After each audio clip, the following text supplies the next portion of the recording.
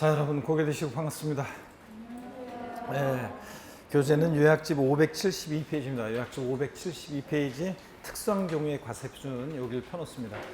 자, 지난 시간에 우리 여러분들 국세 지방세 우선의 원칙과 예외 배웠어요. 조세 채권과 일반 채권의 관계인데, 세금은 담보가 없이도 공매 경매된 자산에서 그 매각대금에서 우선해서 그 징수가 됩니다. 그럴 때 여러분요, 국세 징수금 그러면 체납소음비, 국세, 가산세가 있는데, 얘네들은 일반 채권이나 공과금보다 우선의 징수가 되는데, 국세 우선, 얘네들 징수금 사이의 우선 순위를 보면 체납소음비가 1등, 2등이 그 국세, 가산세 제외한 국세, 그 다음에 3등이 가산세입니다. 이게 2020년 개정세법이라고 그랬죠. 올해 이게 종전에는 가상금이었는데 국세가 가상금 규정이 삭제가 되고 납부지연 가산세가 신설이 되면서 이제 가산세로 바뀌었다는 거. 그래서 체납소음비 1등, 2등이 국세, 가산세 제외한 국세, 3등이 가산세. 그런데 지방세 징수금은 체납소음비, 지방세, 가상금인데, 지방세는 징수 순위를 보면 얘네들 체납소음비 1등이고 2등이 지방세, 3등이 가상금입니다. 시험에 한번 나왔었죠? 이렇게 해서 지방세는 가상금인데 국세는 뭐라고 되어 있어요? 가산세. 이렇게 바뀌어졌다는 거 주의하시고요. 얘네들은 일반 채권이나 공과금보다 우선해서 징수가 되는 게 원칙입니다. 근데 세금보다 더 우선하는 것들이 있었어요. 그래서 우리 그 매각대금에서 누가 우선하느냐, 최고 1등은 어떤 거냐면, 항상 최고 1등은 공익비용, 강제집행 절차에서 재산 매각에 소요된 비용은 무조건 1등이죠. 그 다음에 이제 또는 체납소음비가 1등이고, 2위 그룹이 2등이 소액임차보증금. 그래서 주택이든 상가든 자, 우선 변제 소액임차보증금이 2위. 그 다음에 이제 또 2위 그룹이 있는데, 최종 3개월분 임금채권. 얘네들이 세금보다 우선합니다. 그 다음에 3순위가 이제 뭐냐면, 3순위가 그 재산에 부과된 주세요. 당해세라고 우리가 흔히 하는데, 그 재산에 부과된 주세 그럼 어떤 게 있냐면, 재산세. 친구 따라 나와야죠. 지역자원시설세, 특정부동산분, 재산세, 부가세로서 지방교육세, 또 자동차세도 있고요.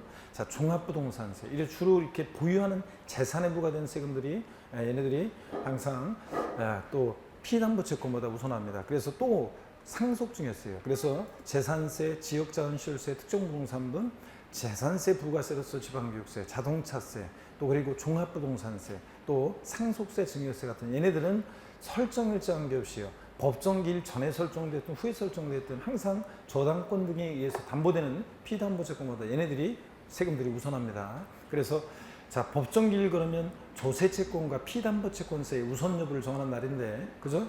그럴 때 신고 납부하는 세금은 주로 신고일, 고지서를 통해서 징수되는 세금은 납세고지서 발송일을 우리가 법정기일이라고 해요. 이 법정기일 전에 저당권 등이 설정됐다 그러면, 자, 일반 국세지방세보다 이 피담보채권이 더 우선합니다. 그죠? 근데 피담보채권 항상 따라다니는 애가 있어요. 기타임금채권은 피담보채권보다 우선할 수 없고, 피담보채권이 국세지방세보다 우선하면 덩달아 우선하고, 후순이면 덩달아 우선하고, 그래서 후순이고. 그래서 1등, 2등, 3등은 정해져 있고, 4등 법정기일 전에 저당권 등이 설정됐다 그러면 피담보채권이 4등, 뒤따라서 기타임금채권, 6등이 국세나 지방세, 맨꼴등은 일반 채권이나 공과금이고, 만약에 법정기일 후에 저당권 등이 설정됐다 그러면 자, 세금 국세지방세가 4등, 5등이 피담보채권, 6등이 자, 기타임금채권, 맨꼴등은 일반 채권이나 공과금이에요. 근데 작년에도 물어봤지만, 이렇게 법정기일 전에 설정돼 후에 설정됐든 항상 피담보채권보다 우선하는 세금, 그게 뭐라고요? 당해세. 그 재산에 부과된 세금들, 재산세, 종부세 같은 애들은 항상 설정일자 관계없이 애들이 우선합니다. 그 다음에 또 우리가 조세 불복 절차, 권리구제 배우는데요. 우리가 권리구제는 조세 불복하는 불복 청구인, 자, 이의신청이나 심사청구나 심판청구나 행정소송 등을 제기할 수 있는데, 우리가 청구기간은 다 며칠이라고 그랬습니까? 90일입니다. 지방세나 국세나. 결정기간, 이런 청구를 받고 결정하는 결정기간도 지방세는 다 90일이고, 국세는 이의신청에 대한 결정기간만 30일이고 나머지는 다 90일입니다. 자, 이의신청은요, 이의신청은 윤활유를 쳐야죠. 이의신청은 임의적이라 반드시 거쳐야 되는 거냐? 그렇지는 않다고 그랬습니다. 그래서 여러분들 반드시 거쳐야 되는 건 아니다. 이의신청 절차를 거치지 않고도 심사청구와 심판청구를 구할 수 있다고 그랬습니다. 그래서 여러분들 근데 심사청구와 심판청구는 중복청구가 안 돼요. 그래서 심사청구도 받고 심판청구도 받고 안 되고, 둘 중에 하나만 거쳐야 한다. 또 지방세는 국세와 달리 이런 청구 절차를 거치지 않고도 국세는 이런 청구 절차를 거치지 않고도 지방세는 행정소송을 제기할 수 있다. 작년에 물어봤었죠. 근데 국세는 이런 청구 절차를 거쳐온 다음에 행정소송을 제기하는데 지방세는 이런 지방세입원법상의 청구 절차나 감사원의 그 심사청구 등을 거치지 않고도 이렇게 행정소송 제기할 수 있다. 이런 것도 배웠고요. 자, 그 다음에 우리 기하는 신고와 수정 신고를 배웠습니다. 기하는 신고라는 거 신고 나쁘게 했네, 신고하지 않았는데 뒤늦게 신고하는 게 기하는 신고고, 신고기 했네, 신고했는데 뒤늦게 자수해서 광명 찾는 게 수정 신고고 그렇습니다. 그럴 때 둘 다요. 둘 다 언제까지 할 수 있냐? 결정 통지, 경정 통지 전까지, 고지서 날라오기 전까지 이런 걸 제기할 수 있습니다. 그런데요. 자, 갑자기 기한후 신고, 결정 통지나 또 경정 통지 전까지, 고지서 날라오기 전까지 이런 것을 수정 신고나 기한후 신고할 수 있고요. 근데 기한후 신고나 수정 신고는 신고에 관한 거니까 납부불성 실가산세는 경감해 준다, 안 해준다? 안 해줍니다. 자, 이거 신고에 관한 거니까 납부불성 가산세는 둘 다 경감 안 해주고. 자, 우리 기한후 신고요. 신고 우리 요약집 오타도 수정해드리고 그랬었는데 다시 봅니다. 기한후 신고, 신고 기한 지나서 1개월 기한후 신고하면 무신고 가산세 몇 프로요? 50% 감면해주고. 자, 1개월 초과 3개월 내 같으면 30% 감면이고. 그 다음에 오타 수상이 있었는데 3개월 초과 6개월 내 같으면 기한 신고 했을 때 무신고 가산세 몇 프로? 20%. 그래서 50, 30, 20% 감면해주고. 수동신고는 뭐 너무 기니까 그냥 앞부분만 좀 했습니다. 법정신고기한 경과후 1개월에 수동신고하면 과소신고 가산세 몇 프로요? 90% 감면, 90%. 그 다음에 1개월 초과 3개월 같으면 75% 감면. 그 다음에 3개월 초과 6개월 같으면 50% 과소신고 가산세를 감면해 줍니다. 이런 것들을 배웠고요. 자, 그 다음에 우리 지방세에서 우리 취득세 공부했습니다. 성격, 이런 것들 사실주의 과세는 꼭 기억하셔야죠. 그래서 등기, 등록, 허가 등과 무관하게 과세하고, 공부상 현황과 사실상 현황이 다르면 사실상 현황에 따라 부과하고, 그 다음에 취득세, 과세 대상 포항 영일만인 고향인 사람 수를 통해서 공부했습니다. 토지 건축물 팔고, 항공기 타고, 차량 타고 도착해서 선박 취득해서 어업권 취득하고, 양식업권 취득해서 고기 잡고 양식업 하다가 강원랜드 갔죠? 거기 강원도 정선 강원랜드 가서 거기 온 사람들 골프, 콘도, 종합주식시설, 승마, 요트형권 분야는 리조트사 건설하기 위해서 폐양사들했죠? 광합권 취득해서 임목을 뭐로? 기계, 장비로 쌍밀고 건설한다고 그랬습니다. 건축물 그러면 건축법상의 건축물, 건물뿐만 아니라 시설물도 포함되어 있다. 골프 연습장 같은 레저시설, 급수배수, 도관시설 같은 시설물도 대상이 될 수 있다. 또 그 다음에 건축물의 부수되는 시설물이라고 그래서 엘리베이터, 에스컬레이터 같은 승강기, 건물에 부착하는 금고 같은 건축물의 부수되는 시설물도 대상이 될 수 있다는 거예요. 포함되어 있다는 거. 뭐 등등 이런 것들이요. 권리 중에서는 뭐 어업권, 광업권, 양식업권 같은 거 대상이 된다는 거. 자, 그 다음에 여러분요. 취득세 취득이 뭐냐고 그러면 취득세 취득은 한마디로 사실상 소유권 취득이었다. 그래서 사실상 취득만 하면 되고 등기 등록과 무관하게 과세가 되고, 사실상 취득해야지 형식적인 취득은 취득이 아니다. 그 대표적인 이제 신탁법에 의한 신탁사는 취득은 취득세가 과세되지 않습니다. 자, 그잖아요. 믿고 맡은 것뿐이고 믿고 맡겼다 돌받은 것뿐이니까. 근데 명의신탁은 어떻게 한다? 과세한다. 이런 것도 배웠습니다. 그 다음에 취득세요. 취득세 소유권을 취득해야지 소유권 이해 권리. 그래서 부동산 임차권, 전세권, 지상권 이런 것들 양도소득세에서 부동산에 관한 권리로서 대상이 되지만 취득세 대상이 아닙니다. 아파트 당첨권, 분양권, 조합원 입주권도 요거 양도세 대상은 되지만 취득세 대상은 아닙니다. 자, 그 다음에 여러분요. 취득세 취득 유형도 배웠고요. 사실상 취득과 그 다음에 간주 취득 용어로, 사실상 취득은 원시, 승계, 유상무상 불문하고 과세합니다. 다만 차, 기, 항, 선의 경우는 원시 취득 과세한다 한다 안 하고 승계 취득만 과세한다. 이런 것들. 그 다음에 또 사회통념상의 사실상 취득하는데 취득했다 간주하는 간주 취득의 경우 4가지 있었습니다. 토지 지목 변경으로 가해증가했을 때, 사랑기 장비 선박 종류 변경으로 가해증가했을 때, 그 다음에 또 건축물 개수 등으로 가해증가했을 때 그 가액의 증가를 취득했다고 간주의 취득세 부과됩니다. 과점주주의 취득이요. 과점주주라고 하면 주주인과 그 특수관계인자들을 주식을 합쳤을 때 전체 몇 프로? 50% 이상의 초과요? 초과 부여하는 주주를 말합니다. 딱 100분의 50인 주주는 과점주가 아니라고 그랬습니다. 또 여러분요. 과점주주가 주식을 취득했을 때 주식은 취득성이 아닌데도 주식을 취득한 비율만큼 비상장 모임 소유의 부동산 등을 취득했다고 간주해서 취득세 부과됩니다. 자, 그랬을 때 법인 설립 시는 납세무 있어요, 없어요?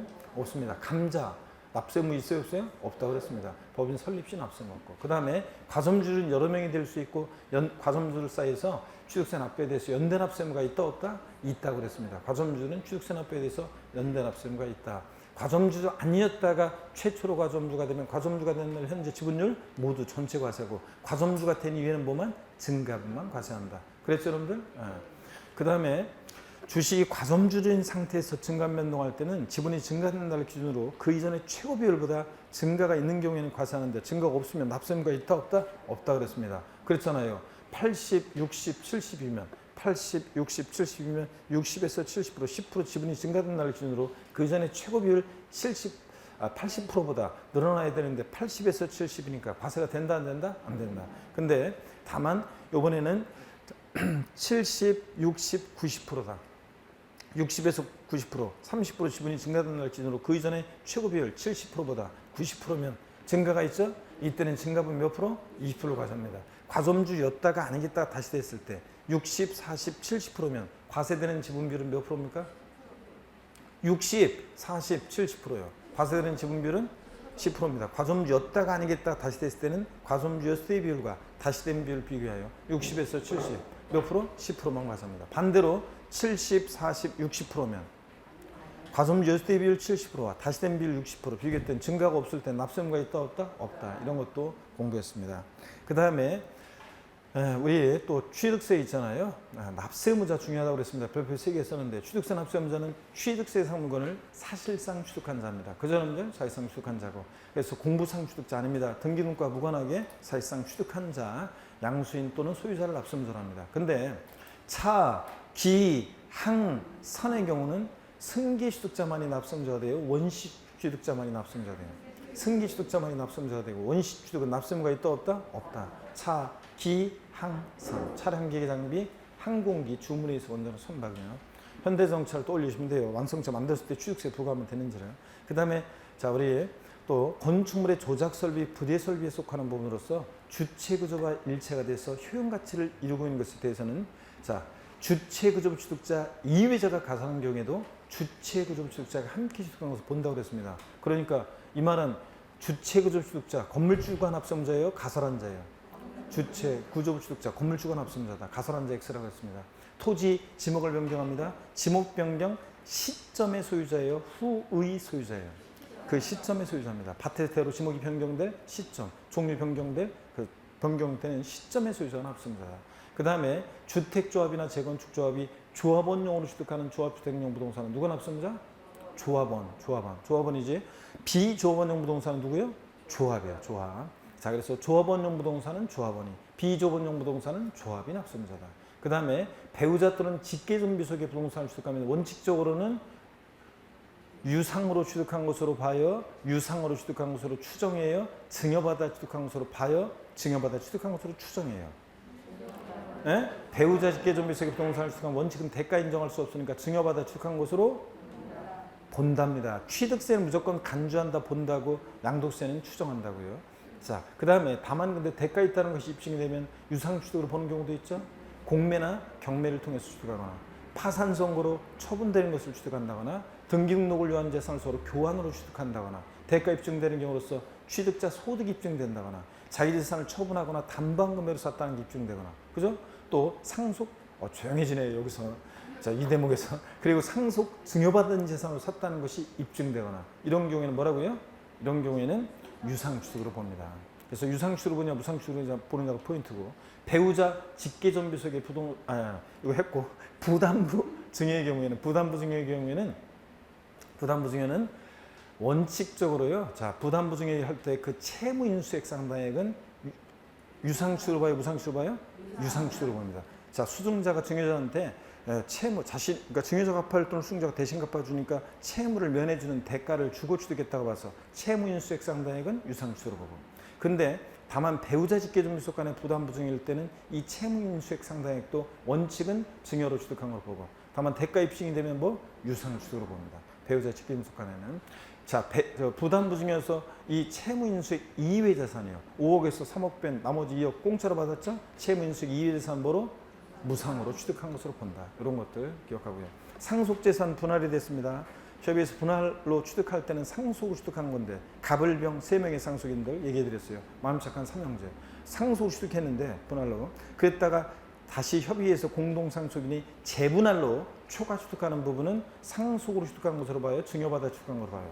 원칙 증여받아 취득한 것 봅니다. 다만 상속에 따른 취득세 신고 납부기 한내 재분할에 의한 취득과 등기 등을 모두 마친 경우에는 그러하지 아니하다. 그때는 증여받아 취득한 것으로 보지 않습니다. 그때는 상속으로 취득한 것으로 봅니다. 그래서 부모님 돌아가시고 제가 일주기가 다가오는 때 마음 착한 큰형님 스토리로 얘기해 드렸고요.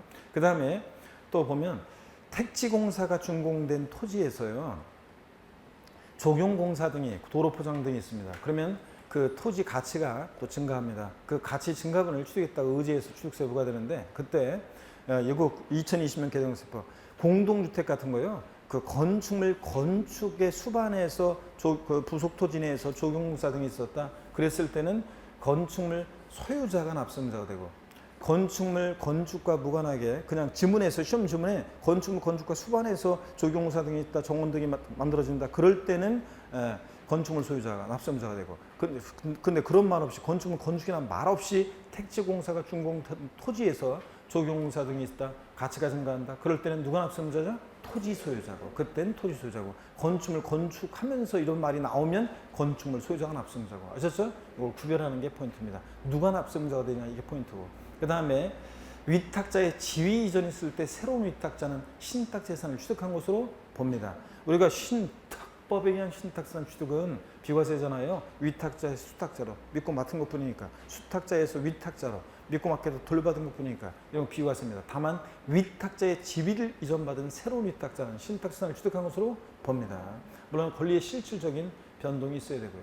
자, 그 다음에 납세문자 이런 걸 배웠고 취득 시기는 뭐 작년에 나와서 올해 일단은 복습은 건너뛰겠습니다. 취득 시기는 지난 시간에 소개해드렸고 취득세 과세 표준은 일반적으로 취득세 과세 표준은 원칙적으로 취득 가액인데 납세문자가 결정합니다. 신고 납부하니까 취득 당시 가액인데 정확히 얘기하면 취득 당시 납세문자가 신고하는 가액을 과세 표준을 합니다. 근데 예외적으로 시가순액이 과세 표준으로 결정되는데 신고 없거나 신고한 가액 시가순액보다 적게 미달하게 신고되면 불성실 신고했으니까 지자체장이 무엇으로 과표 결정해? 시가순액으로. 그 다음에 언제나 항상 시가순액에 관계없이 그 사실상 취득가액을 과세 표준금액으로 하는 경우도 있습니다. 객관적 취득 머리글자를 따서 어떻게 배웠습니까 여러분? 국수, 공판법, 부 같은 객관적인 취득은 사실상 취득가액을 과표합니다. 다만 이거는 유상승계 취득일 때가 국수공판법 아싸 사실상 취득가격이지 무상으로 취득했다. 사실상 취득가액에서 어떻게 한다? 제외됩니다. 그래서 국가나 지자체 법인 나왔을 때 무조건 아싸 국수공판법이 아니라 유상취득인지 무상취득인지 알아보셔야죠. 무상취득은 사실상 취득가액에서 제외합니다. 또 부당행위 계산에 우리 소득세에서 양도세에서 배웠죠. 부당행위 계산 부임 취득에 의한 취득도 사실상 취득가액에서 어떻게 한다? 제외됩니다. 여러분. 부당행위 계산을 했는데 부당행위로 계산했는데 사실상 취득가액 인정할 수 없잖아요. 그 다음에 또 올해 2020년 개정세법 시가순액으로 납세문자 신고 안에서 과세권자가 시가순액 과표 결정에서 세금 계산에서 부과 고지합니다.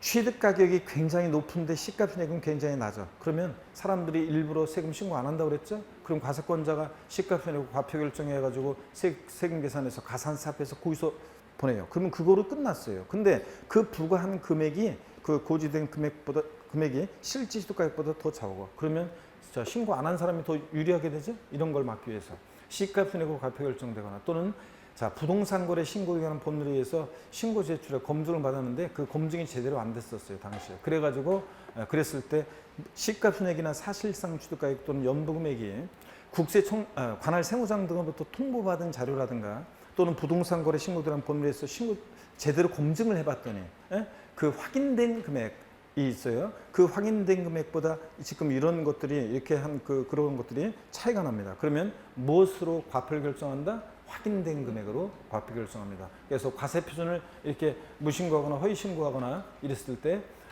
확인된 금액으로 세금을 다시 부과할 수 있다는 거. 그러면 이때는 이제 부족액만큼 세금을 추징하게 됩니다. 자, 그래서 이런 것도 알아둡니다. 2020년 개정세법 확인된 금액 기억해요. 그래서 확인된 금액과 차이가 나면 무엇으로 한다? 확인된 금액을 과세표현한다. 자, 그 다음에 여러분요, 이런 것들을 우리가 배웠고 또 뭐 한 가지 마지막으로 분양권 같은 거 있잖아요. 부동산을 취득할 수 있는 권리 특례. 그래서 부동산을 취득할 수 있는 권리를 타인으로부터 취득한 자가 나중에 아파트가 완공돼서 건설 법인으로부터 아파트를 취득할 때 취득세 낸다고 그랬어요. 우리가 분양권 취득할 때는 취득세 내요, 안 내요? 안 내요. 근데 이제 분양권을 산 사람이 나중에 아파트 완공돼서 건설 법인으로부터 그 아파트 부동산을 취득할 때, 그럴 때 실제 지출한 금액이 분양가격이나 공급가격보다 적을 때 무엇을 과세표현한다? 그럴 때 실제 지출된 금액으로 한다. 분양가격이나 공급가격으로 하지 않는다는 걸 꼭 기억합니다. 바꾸면 분양가격이나 공급가격을 과세표현한다고 바꿉니다. 어우, 복습하느라고 힘들었네.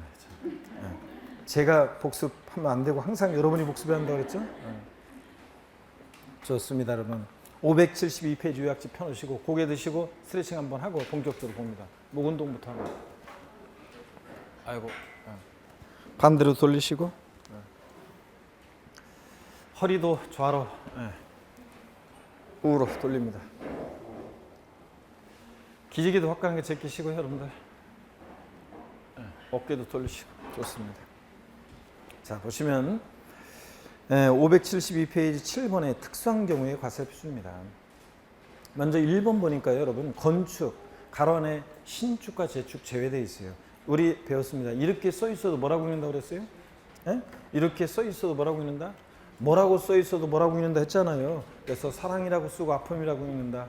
묵묵함이라고 쓰고 합격이라고 읽는다. 남편이라고 쓰고 왼수라고 읽는다. 남편이라고 쓰고 로또 복권이라고 읽는다. 더럽게 안 맞춰서. 자, 그렇잖아요. 요 건축돼 있고 신축과 재축. 건축에는 우리가 신축, 재축, 증축, 개축, 이전 등을 말하잖아요. 공법에서 건축. 그런데 그 건축에서 신축과 재축을 제외하니까 자, 증축이나 개축 등이 남잖아요. 그래서 이렇게 써 있어도 항상 우리 취득세에서 뭐라고 읽는다? 증축. 이렇게 읽는다고 그랬습니다. 그래서 건축물 증축 또는 개수로 가액이 증가했거나 차량, 기계, 장비 등의 종류 변경으로 차량, 기계, 장비, 선박의 종류 변경으로 가액이 증가했을 때 그 가액이 증가를 주겠다 의지했잖아요. 이런 간주 취득은 뭘 과세표현하냐? 증가한 가액을 과세표현합니다. 이때는 우리가 증가한 가액을 과세표현합니다. 증가한 가액을. 이런 거 주의하시고요. 증가한 가액 과세표현입니다. 그 다음에 계속 이어서 보시면요. 그래서 거기 증가한 가액에다가 밑줄이고요. 그 다음에 가론을 보겠습니다. 이 경우 신고 또는 신고가액 표시가 없거나 신고가액 시가표준액보다 적을 때는 그 시가표준액으로 하고요. 그 표를 보시면 여러분요. 표를 보시면 어떤 거냐면 이 표를 한번 보세요. 여기 화면을 봅니다. 이 표를 보시면 우리가 건축에서 신축과 재축은 원시취득이잖아요. 원시취득의 경우 취득세 과세표준은 그 건축에 소요된 비용, 건축 비용 있죠? 이걸 과세표준합니다. 근데 증축이나 개축, 개수 등의 경우에는 우리가 개수로 증축이나 개수로 가액이 증가했을 때 가액의 증가를 추겠다 의지할 때 이 간주취득은 그 뭘 과세표준하냐? 증가한 가액이요. 증가한 가액이고. 자, 원시취득, 신축과 재축은 건축에 소요된 비용을 우리가 과세표준합니다. 그래서 과세표준이 원시취득과 간주취득의 경우에 이렇게 차이가 난다는 거 비교해서 알아두시고요. 그 다음에 2번 토지 지목 변경을 보겠습니다. 동그라미 1번 보니까요. 토지 지목이 사실상 변경된 때를 기준으로 해서 지목 변경에서 또 미줄이죠. 뭐요? 증가한 가액을 과세표준합니다. 1억이었는데 5억이 됐다? 증가한 가액이요. 4억 원이 과세표준이 됩니다. 그 화살표를 보니까 증가한 가액이라는 것은 이때 증가한 가액이라는 것은 지목 변경 전 가론의 지목 변경 공사 착공일 현재 결정 고시되어 있는 개별 공시가의 시가표준액과 지목 변경 후의 시가표준액의 차액을 말합니다. 자, 그랬을 때 우리 한번 보시면 이런 거죠. 뭐. 갑이라는 개인이 있잖아요. 밭에서 대로 지목을 변경합니다. 그럴 때 지목을 변경할 때 이 토지 밭에 취득일 당시에 시가표준액은 취득일 당시 시가표준액은 8천만 원이었어요. 근데 나중에 토지 지목 변경을 합니다. 토지 지목 변경 공사 착공일 현재 결정 공시되어 있는 개별 공시가 즉 토지 시가표준액이 1억 원이었습니다.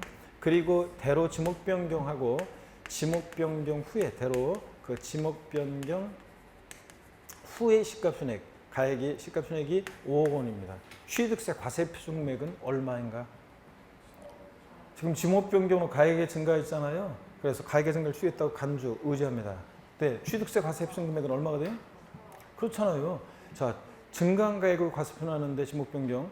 자, 지목 변경 후의 시가총액에서 전의 시가총액을 빼는데 그 전의 시가총액이라는 게 토지 취득일 당시가 아니라 지목 변경사 착공연제 공시되는 개별 공시가를 말합니다. 그러니까 지목 변경 후의 시가총액 전의 시가총액을 빼니까 얼마요? 증가한 가액 얼마? 4억 원을 취득세 지목 변경의 경우 과세표준금액으로 한다 이런 얘기입니다.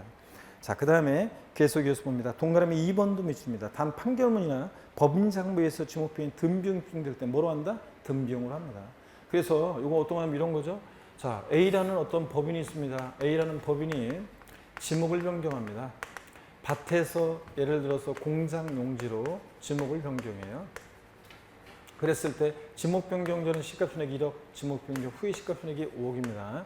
자, 지목 변경에 소요된 이 법인이 지목 변경하는 소요된 든 비용이 예를 들어서 지목 변경에 소요된 든 비용이 만약에 1억 2천만 원입니다. 이런 거 썼는데, 자, 그랬을 때 취득세 과세표준 금액은 얼마냐는 건데요. 단 이 법인의 법인장부에 의해서 지목 변경의 든 비용이 입증이 되는 경우입니다. 자, 취득세 과세표준 금액은 얼마인가? 얼마입니까?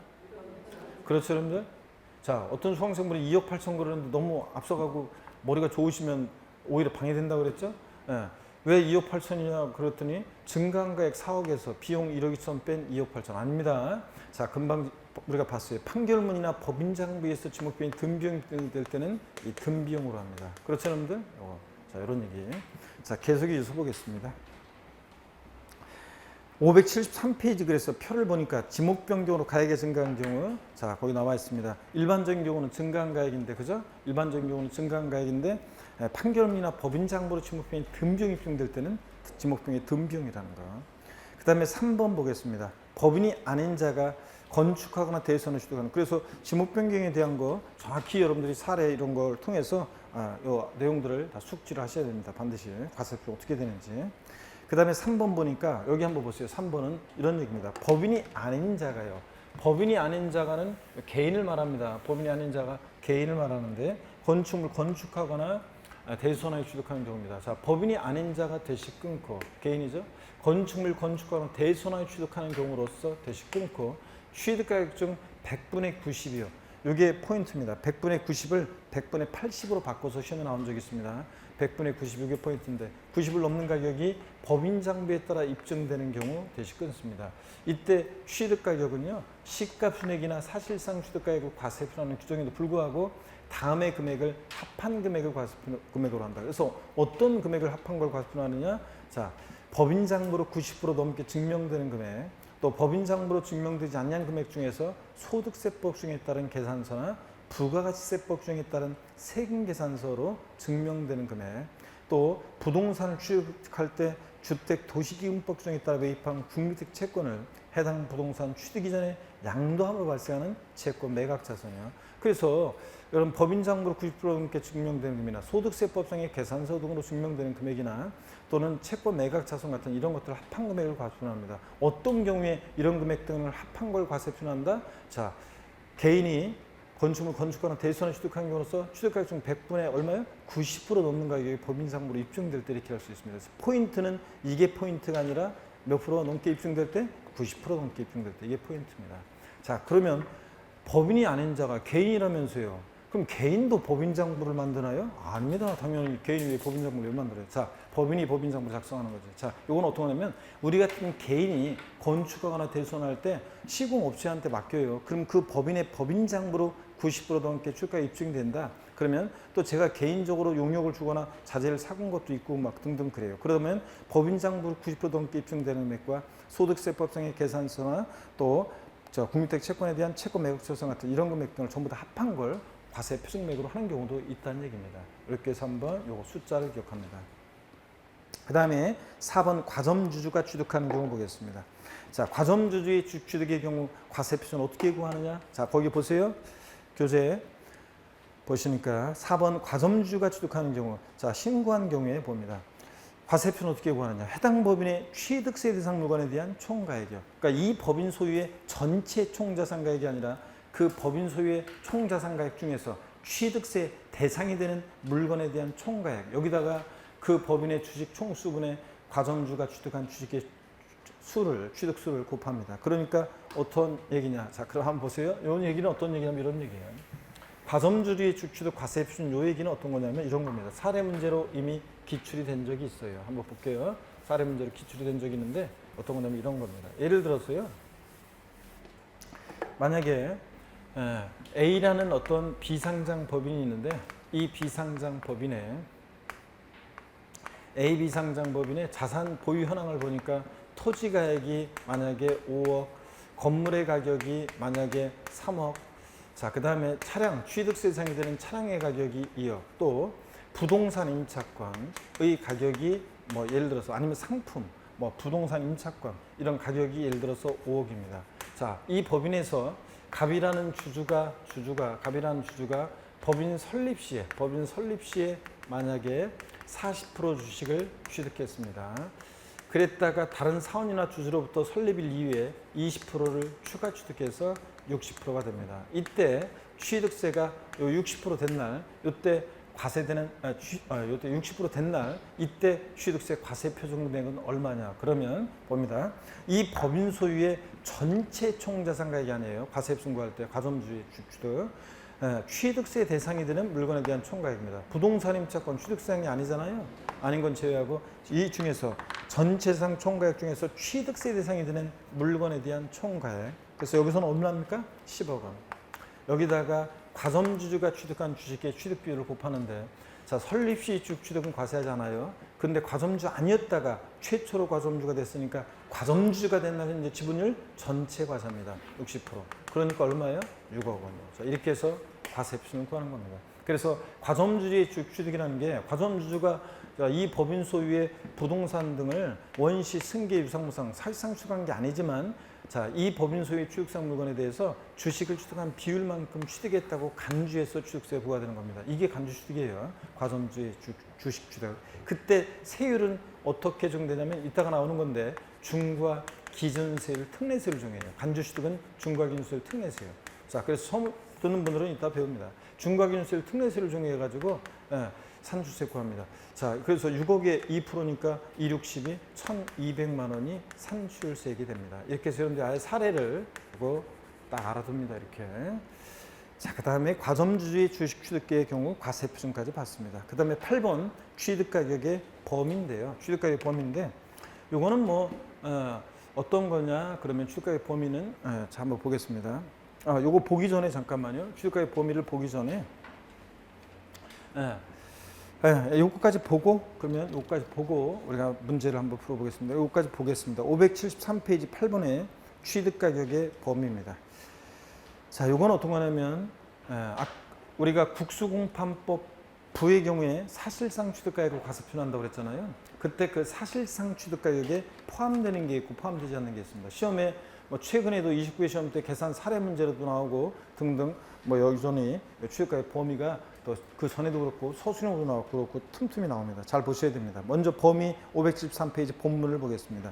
사실상 취득가액을 취득세 과세 표준하는 경우에 취득가액은 과세 대상 물건의 취득 시기를 기준으로 그 이전에 당해 물건을 취득하기 위해서 거래 상대방이나 제3자에게 지급하였거나 지급할 직접 빗줄입니다. 직접 비용과 다음 아래에 해당하는 간접 비용의 합계액으로 한다 빗줄이에요. 그래서 직접 비용뿐만 아니라 간접 비용도 이제 사실상 취득가액에 포함하는데요. 자, 넘어갑니다. 574페이지 보시니까 574페이지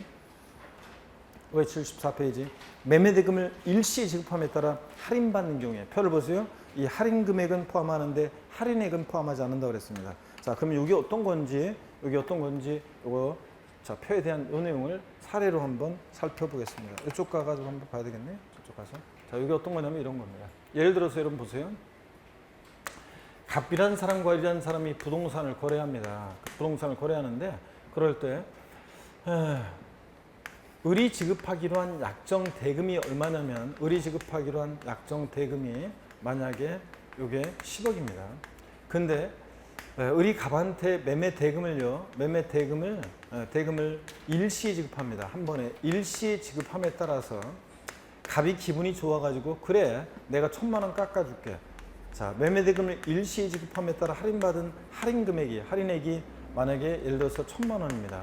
자, 그러면 말장난 같지만 보세요. 할인된 금액은 얼마입니까? 할인된 금액은 얼마예요? 예? 자, 할인된 금액은 9억 9천만 원이잖아요. 할인된 금액은 9억 9천만 원. 자, 그러면 취득세 과세표준 금액은 얼마를 과세표준 금액으로 합니까?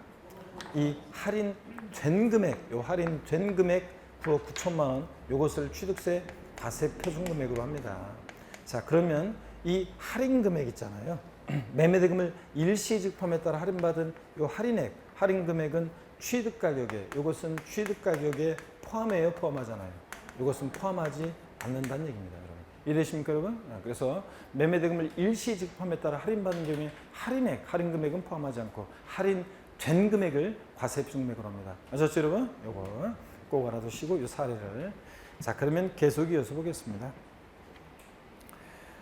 2번에 보니까요, 취득 가격에 포함되는 간접비용과 포함되지 않는 간접비용이 있습니다. 요걸 시험에서는 섞어놓고서요, 서술형으로도 그렇고 막 이거를 섞어놓고 고르라고 물어봅니다. 그래서 포함되는 것과 포함되지 않는 건데 포함되는 것들 눈에 쭉 익혀두시고 포함되지 않는 것에 방점을 찍어서 여러분이 기억을 하셔야 되겠습니다. 자, 먼저 교재를 계속 보겠습니다. 여러분들 계속 보시니까 먼저 할부 또는 연부계획에 따른 이자액상금의 연체료요 포함합니다. 근데 가로 몇 줄입니다.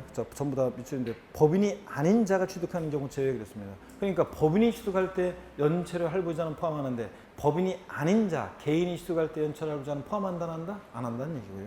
그 다음에 두 번째로 건설자금에 충당한 차입금의 이자, 이와 유사한 금융비용 포함합니다. 농지보전부담금, 대체살림자원 조성비 포함합니다. 또 이어지는 얘기가 이제 올해 추가된 건데요. 문화예술진흥법 규정에 따른 미술작품의 설치비용, 이것도 올해 추가됐습니다. 포함하고 또 문화예술진흥기금에 출연한 금액 등 관계법령에 따라 의무적으로 부담하는 비용 포함합니다. 그래서 미술작품의 설치비용 같은 것도요, 이런 것도 올해 추가가 됐다는 거. 그 다음에 이어서 봅니다. 취득에 필요한 용역을 제공받는 대가로 지급하는 용역비나 수수료도 포함합니다. 어떤 시험 보니까 취득과 무관한 용역을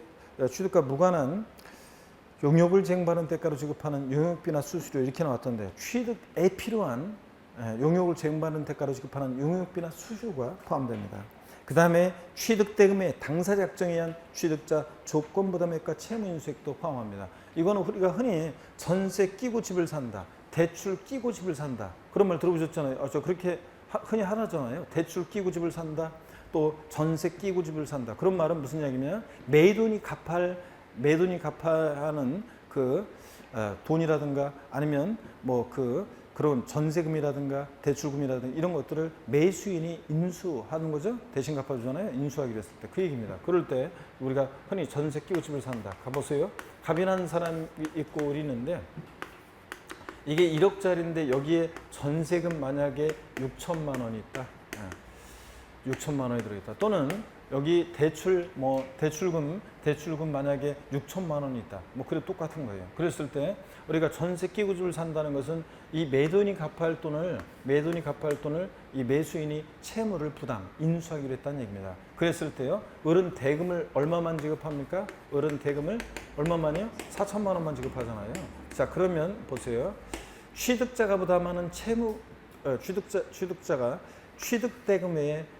부담하는 채무 부담액은 취득 가격에 포함을 시켜가지고 을은 취득세 신고할 때 얼마 취득했다고 신고해요? 1억에 취득했다고 신고하잖아요. 이런 거예요. 그래서 취득자가 취득대금 외에 부담하는 채무 인수액, 채무 부담액도 취득 가격에 어떻게 한다? 포함합니다. 자, 그 다음에 계속 이어서 봅니다.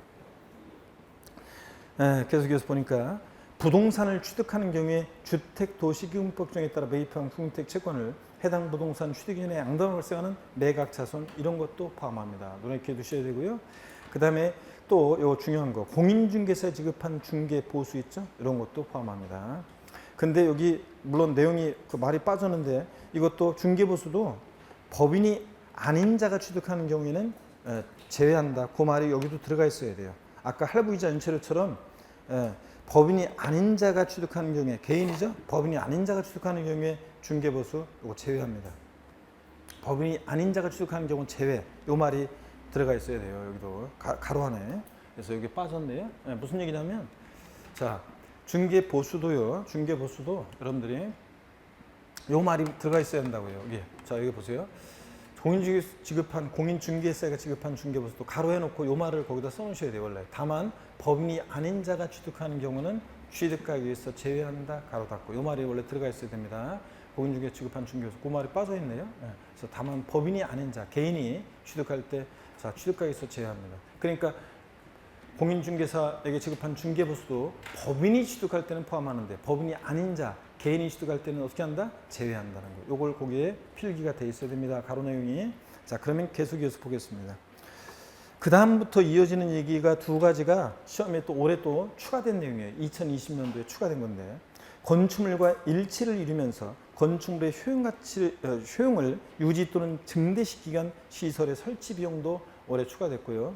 포함합니다. 그 다음에 정원, 조경, 도로 포장 및 부속 시설물 등 이와 유사한 시설에 대한 공사 비용, 자 건축물의 건축에 수반되는 비용은 건축물의 취득가에 포함하고 지목 변경에 수반되는 경우에는 지목 변경에 포함해서 이런 것도 자 포함합니다. 납세무자에서 봤던 거하고 비슷하네요. 그래서 정원이나 조경, 도로 포장 및 부속 시설물 등 이와 유사한 시설에 대한 공사 비용도 포함한다는 거. 조경 공사 비용 같은 것도 자 이렇게 해서 사실상 취득가액에 이런 것도 포함된다. 눈에 익혀두시고요. 자 그 다음에 포함되지 않는 것에 방점을 찍어야죠. 포함되지 않는 것에 방점을 찍어야 되는데 취득하는 물건의 판매를 위한 광고 선전비 등의 판매 비용과 그 관련한 부대 비용 포함하지 않습니다. 자, 그 다음에 법률에 따라 그러니까 신문에 그 벼룩 시장이나 신문에 분양 광고나 이런 거 할 때 이런 판매를 위한 광고 선전비도 포함하고요. 법률에 따라 전기가스, 열 등을 이용하는 자가 분담하는 비용도 포함하고요. 그 다음에 이주비, 지작물 보상금 같은 이런 것들도 포함합니다. 또 부가가치세, 자, 요거 부가가치세 포함하지 않습니다. 또 법률에 따라, 그러니까 이주비, 지작물 보상금 포함하지 않고 부가가치세 포함하지 않고 이런 것들. 그래서 포함하지 않는 것에 방점을 찍어야 돼요. 그래서 어떤 거냐, 판매를 위한 광고 선전비 포함하지 않습니다. 또 그 다음에 또 이주비, 지작물 보상금 같은 거 포함하지 않고 부가가치세 포함하지 않고 아까 하나 빼먹구나. 중요한 거. 전기가스, 열 등을 이용하는 자가 분담하는 비용 포함하지 않습니다. 그 다음에 아까 개인이 취득할 때 연체료, 할부이자, 중개보수 이런 거 포함하지 않습니다. 그래서 포함하지 않는 거 방점을 찍어서 꼭 기억합니다. 예? 이거 뭐 어려울 거 없네. 개인이 취득할 때 자, 연체료, 할부이자, 중개보수 포함하지 않고 또 그 다음에 또 판매를 위한 광고 선전비 포함하지 않고 전기, 가스, 열 등을 이용하는 자가 분담하는 비용 포함하지 않고 또 그 다음에 이주비, 지작물 보상금 포함하지 않고 부가가치세 포함하지 않는다. 이런 것들은 꼭 기억합니다. 그 다음에 거기 표가 나오는데 할부자 연체료, 그 다음에 공인중개사 지급한 중개보수요. 이거 꼭 여러분들이 또 기억해요. 별표 시에는 꼭 기억하는데 그럴 때 여기 봅니다. 할부자 연체료 공인중개사 지급한 중개보수요. 누가 취득하느냐에 따라 달라져요. 법인이 취득할 때는 포함합니다. 법은 바른 거니까 이렇게 기억하고 법인이 아닌 자 개인이 취득할 때 연체료 할부자는 포함하지 않습니다. 뭐 이렇게라도 기억하라고 그랬습니다. 뭐냐면 법은 항상 바른 거니까 O. 근데 개인, 법인이 아닌 자, 개인 이런 개 XX지 뭐 이렇게라도 기억하라고 했잖아요. 그렇죠, 여러분들? 그래서 개인이 취득할 때 연체료 할부자는 포함하지 않는다. XX입니다. 자, 이렇게라도 기억하시고요. 별표 시에는 기억하고 3번 토지와 건축물 등을 일괄 취득하는 경우는 편하게 보시면 됩니다. 토지와 건축물 등을 한꺼번에 취득해서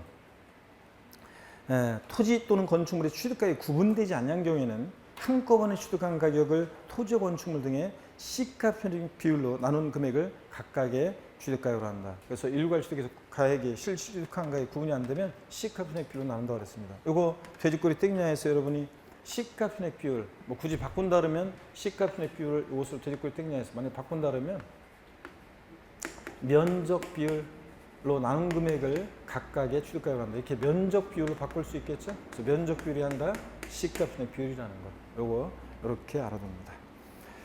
자, 그 다음에 575페이지 9번의 시가순액 산정 방법입니다. 먼저요, 시가순액이라는 게 뭐냐? 지방세를 과세할 때 그 물건에 대한 기준이 되는 가격이라고 그랬습니다. 그렇죠? 국세에서 뭐라고 하고 기준시가, 지방세에서 뭐라고 하고 시가순액이라고 합니다. 그랬을 때 아이고 문제가 있구나. 참 문제 한번 풀어봐야 되는 거고. 자, 우리가 사실상 취득가격의 범위에 포함되는 거 포함되지 않는 거 계산 사례 문제로도 나왔고, 또 이런 형태로 물론 똑같이 기출문제 형태인데 기출문제를 바꾼 거고요. 이런 형태로 또 문제가 또 나오기도 합니다. 그래서 이런 형태로 나왔는데 자, 사실상 취득가격에 포함하는 거 포함하지 않는 거 고르는 문제인데요. 이거 한번 문제 풀어보겠습니다. C값순액 들어가기 전에 지방세법상 부동산 취득세 과세 표준을 사실상 취득가격으로 하는 경우에 이에 포함될 수 있는 항목을 모두 고른 거 그랬습니다. 다만 아래 항목은 개인이 국가로부터 시가로 유상 취득하기 위해서 취득 시기 전에 지급하였거나 지급할 것으로 가정한, 이 문제 누가 취득합니까 지금? 개인이 취득합니다 지금. 자, 공인중개사가 지급한 중개보수 포함합니까? 포함하면 O 아니면 X예요. X입니다. 자, 원래 공인중개사에 지급한 중개보수 법인이 취득할 때는 포함하지만 개인이 취득할 때는 XX죠? 포함하지 않고. 부동산 건설자금에 충당한 차입금이자 이와 유사한 금융비용, 건설자금에 충당한 차입금이자 포함합니다. 그 다음에 연불조건부 계약에 따른 이자액 상대 연체료, 할부이자 연체료는 누가 취득하냐에 따라 달라졌잖아요. 개인이 취득하니까 XX 포함하지 않습니다. 할부이자 연체료, 중개보수 누가 취득하냐에 따라 달라졌잖아요. 그 다음에 취득대금의 당사자 확정에 의한 취득자 채무인수액, 채무부담액, 전세 끼고 집 살 때 이런 거 포함한다고 그랬죠? 네, 그래서 포함될 수 있는 것은 니은하고 리을이, 자 4번 정답이네요. 자, 이렇게 해서 여러분들이 문제를 보셔야 되겠습니다. 자, 이런 형태로 출제가 됐고, C값순액 산정 방법 보겠습니다. 우리가 국세에서는 기준시가라고 하고 지방세에서는 C값순액이라고 하는데, 이걸 합쳐가지고 흔히 우리가 공시가격 이렇게 얘기하잖아요. 자, 그럴 때 C값순액이라는 것은 지방세를 과세할 때 물건에 대한 기준이 되는 가격입니다. 항상 지자체장은 무엇으로 세금 계산해? C값순액으로. 자, 그럴 때 토지 C값순액은 편하게 봅니다. 부동산 가격 공시거나 법률에 의해서 공시되는 취득 개별 공시가, 개별 필지에 대한 땅값, 개별 공시가 토지 C값순액이고요. 주택은 역시 개별주택 가격이나 공동주택 가격으로 합니다. 그래서 단독주택이나 다가구주택에 대한 공시가격, 개별주택 가격, 아파트 공동주택 가격. 동그라미 1번 봅니다. 개별 공시지가나 개별주택 가격 공시가 되지 않았다. 공시 안 된 것도 있냐? 그렇습니다. 자, 신규로 매립간척에서 지적법상 신규로 등록된 토지는 아직 개별 공시가 공시된 적 없잖아요. 집을 새로 지었어요. 아직 공시된 적 없잖아요. 그럴 때는 어떻게 할 것이냐? 시장문수가 국토교통부 장관이 제공하는 토지가격 비준표나 주택가격 비준표를 사용해서 산정한 가격을 합니다.